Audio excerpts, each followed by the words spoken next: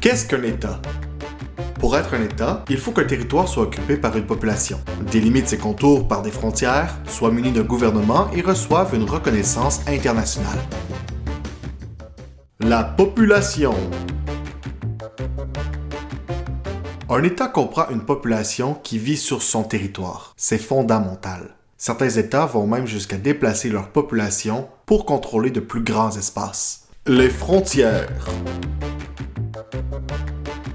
Un État détient la souveraineté sur son territoire délimité par des frontières et est reconnu par la communauté internationale. Cette souveraineté s'étend jusqu'aux zones maritimes qui bordent les côtes jusqu'à 22,2 km et à l'espace aérien du territoire jusqu'à 80 km de hauteur. L'État peut aussi explorer et utiliser les ressources en mer jusqu'à 370 km au-delà des côtes. Inquiète-toi pas, c'est la seule fois où je parlais de chiffres dans tout l'épisode. Gouverner un État. Un État possède un gouvernement qui exerce le pouvoir et qui représente le pays au niveau international. Les autres États ne sont pas en droit d'intervenir directement dans l'administration interne d'un pays. Dans le cas contraire, nous appelons cela de l'ingérence étrangère. La reconnaissance internationale.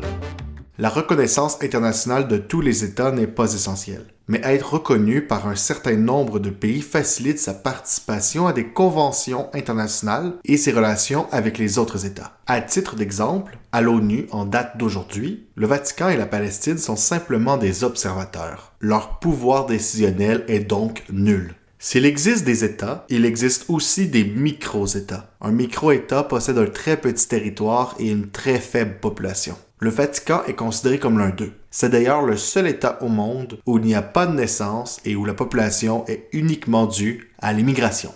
En conclusion, un État est une structure fondamentale dans l'organisation politique du monde contemporain. Toutefois, les États n'ont pas toujours existé. D'ailleurs, les structures gouvernementales n'existent absolument pas au Paléolithique.